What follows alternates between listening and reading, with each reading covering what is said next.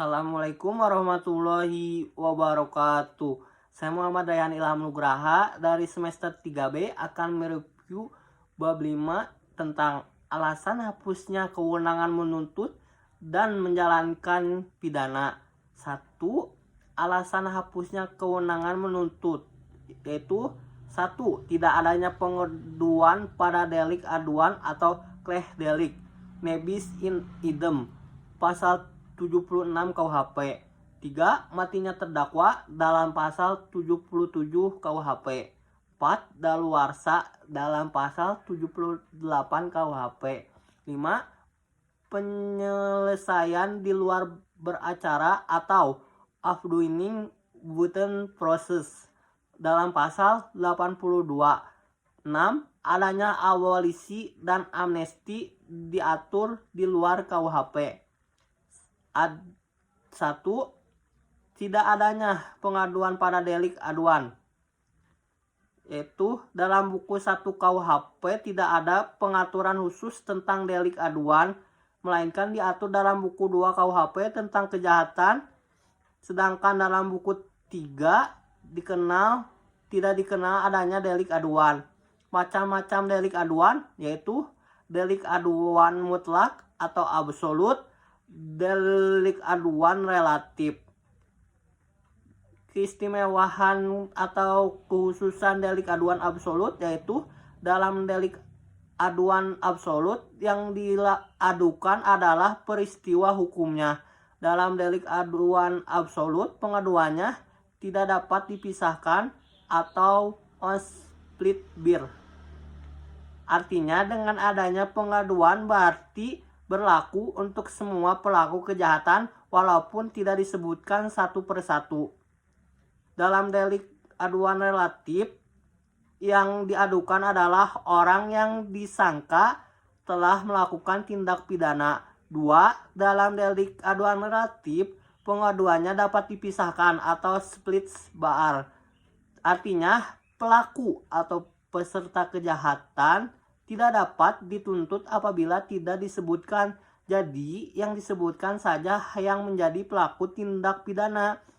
Tenggang waktu pengaduan yaitu sejak saat orang yang berhak mengadu mengetahui adanya kejahatan. Hal ini berlaku baik untuk delik aduan absolut ataupun delik aduan relatif. Adapun daluarsa pengaduan adalah setelah 6 bulan apabila korban bertempat tinggal di Indonesia dan 9 bulan apabila bertempat tinggal di luar Indonesia dalam pasal 74 KUHP. 2. Nebis in idem yaitu diatur dalam pasal 76 KUHP. Istilah nebis in idem adalah nemo debet bis vexari yang berarti tidak atau jangan dua kali yang sama. Dasar atau rasio dari asas ini adalah A. Untuk menjaga martabat atau wibawa pengadilan. B. Untuk kepastian hukum bagi terdakwa yang telah mendapat keputusan hakim. Syarat-syarat nebis idem adalah 1. Ada putusan hakim yang mempunyai kekuatan hukum tetap. 2. Putusan yang dijatuhkan berlaku untuk orang yang sama. 3. Perbuatan yang dituntut kedua kali adalah sama dengan yang pernah diputus. 3. Matinya terdakwa dalam pasal 77 KUHP. Kewenangan menuntut pidana menjadi hapus dengan matinya terdakwa. Hal ini didasarkan karena subjek hukum pidana hanyalah orang, sehingga yang dapat mempertanggungjawabkan suatu perbuatan yang berupa tindak pidana hanyalah pelaku tindak pidana tersebut. 4. Daluarsa atau verjering dalam pasal 78 KUHP. Alasan diberlakukannya daluarsa ini adalah karena sangat mempengaruhi daya berlakunya penuntutan sehingga A. Memperlemah ingatan terhadap gangguan atas ketertiban telah dilakukan. Dengan demikian mengurangi pula kegunaan dari penuntutan atau pemidanaan. B. Menyulitkan pembuktian karenanya memperkecil kemungkinan akan berhasilnya penuntutan. Batas waktu daluarsa menurut pasal 78 KUHP yaitu 1. Untuk semua kejahatan dan pelanggaran yang dilakukan dengan percetakan adalah 1 tahun. 2. Untuk kejahatan yang diancam hukuman denda, kurungan, atau pidana penjara paling lama 3 tahun. Daluarsanya adalah sesudah 6 tahun. Untuk kejahatan yang ancaman hukumannya pidana penjara lebih dari 3 tahun, daluarsanya adalah sesudah 12 tahun. 4. Sedangkan untuk kejahatan yang diancam pidana mati atau seumur hidup, daluarsanya adalah sesudah 18 tahun. Alasan atau dasar pertimbangan waktu daluarsa adalah 1. Tersangka atau terdakwa yang melarikan diri harus lebih lama dikeluarkan dari penjara dibandingkan orang yang benar-benar menjalankan hukuman. 2.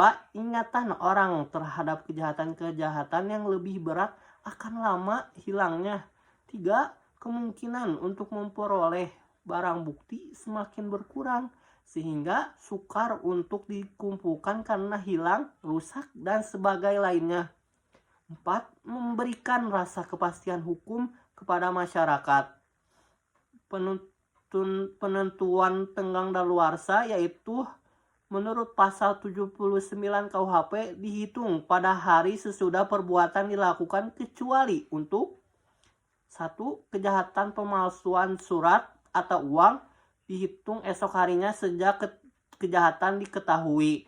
2. Perampasan kemerdekaan, batas daluarsanya adalah dihitung mulai hari berikutnya setelah orang yang dirampas kemerdekaannya dibebaskan, dimerdekakan, atau matinya orang yang terhadap kejahatan itu dilakukan. 3. Pelanggaran terhadap pencatatan sipil dihitung sejak saat daftar pernyataan dilakukan.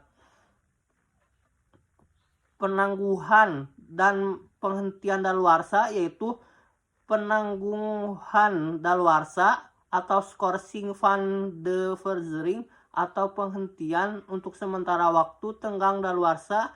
Apabila penundaan dicabut maka tenggang waktu berjalan lagi dan waktu sebelum penundaan tetap dihitung pasal 81 KUHP. 5. Penyelesaian di luar beracara afdoening buiten proses atau afkof sama dengan tebusan. Hal ini hanya berlaku untuk perkara pelanggaran saja, yaitu A. Terhadap perkara-perkara pelanggaran yang diancam denda saja. B. Maksimum denda harus dibayar. C. Diperlukan kuasa dari pejabat yang ditunjuk undang-undang. 6. Abolisi dan amnesti yaitu abolisi adalah meniadakan wewenang dari jaksa untuk menuntut hukuman. Amnesti yaitu wewenang yang lebih luas yaitu meniadakan wewenang untuk menuntut dan menjalankan eksekusi baik sebelum ataupun sesudah eksekusi. Perbedaan abolisi dan amnesti yaitu abolisi hanya menggugurkan penuntutan terhadap mereka yang belum dihukum, sedangkan amnesti menghentikan penuntutan dan menjalankan pidana, yaitu semua akibat hukum sebelum dan sesudah tuntutan dihapuskan. 2. Alasan gugurnya hak untuk melaksanakan hukuman. A. Dalam KUHP 1. Matinya terpidana pasal 83. 2. Daluarsa pasal 84-85 di luar KUHP. 1. Amnesti. 2. Grasi. Daluarsa menjalankan pidana hapus apabila A. 2 tahun mengenai semua tindak pidana pelanggaran. B. 5 tahun mengenai kejahatan yang dilakukan percetakan. C. Ditambah sepertiga dari lamanya tenggang daluarsa bagi kejahatan-kejahatan lain. D. Pidana mati tidak ada daluarsanya.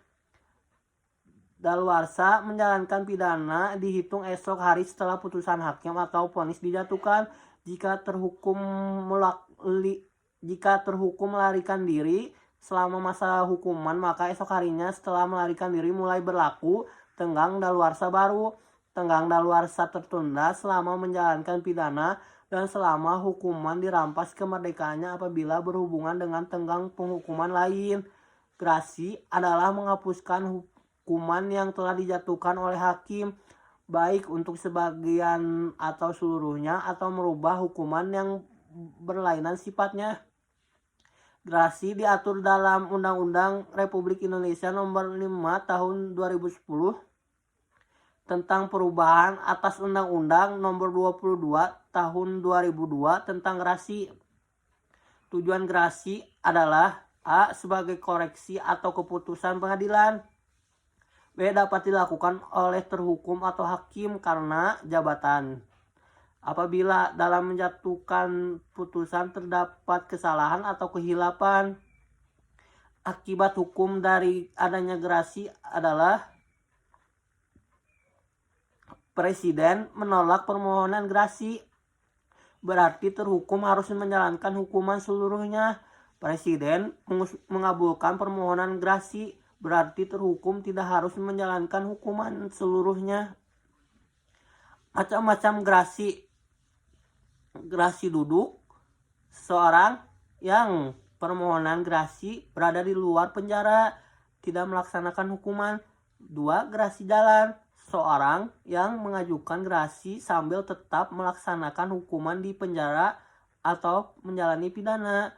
3. Grasi jabatan, permohonan grasi dilakukan oleh pejabat yang berwenang, hakim, kalapas, karena merasa ada putusan yang dianggap merugikan terhukum. Perbedaan antara grasi dengan amnesti dan abolisi yaitu 1. Grasi merupakan masalah yang menghapuskan atau meringankan hukuman, sedangkan amnesti adalah masalah yang menghapuskan tuntutan dan hukuman, dan abolisi adalah masalah yang menghapuskan tuntutan. 2. Grasi yang ditujukan kepada orangnya atau terhukum, sedangkan amnesti dan abolisi pada perbuatan atau tindak pidananya. 3. Grasi diberikan setelah ada putusan hakim yang mempunyai kekuatan hukum tetap, sedangkan amnesti dapat diberikan sebelum dan sesudah adanya vonis, tetapi abolisi sebelum adanya keputusan hakim atau vonis. 4. Dengan grasi kesalahannya pelaku atau terhukum tetap ada, sedangkan dalam abolisi dan amnesti dianggap tidak ada kesalahan seperti bayi yang baru lahir. 5. Grasi ditujukan untuk mencari keadilan, sedangkan amnesti dan abolisi untuk tujuan publik.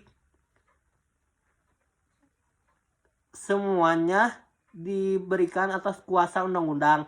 Hak untuk memberikannya kepada di tangan Presiden sebagai kepala negara. Semuanya tidak diatur dalam KUHP, melainkan diatur di luar KUHP, yaitu untuk grasi dalam Undang-Undang Nomor semuanya tidak diatur dalam KUHP, melainkan diatur di luar KUHP, yaitu untuk grasi dalam Undang-Undang Republik Indonesia Nomor 5 Tahun 2010 tentang perubahan atas Undang-Undang Nomor 22 Tahun 2002 tentang grasi. Sekian dari saya. Wassalamualaikum warahmatullahi wabarakatuh.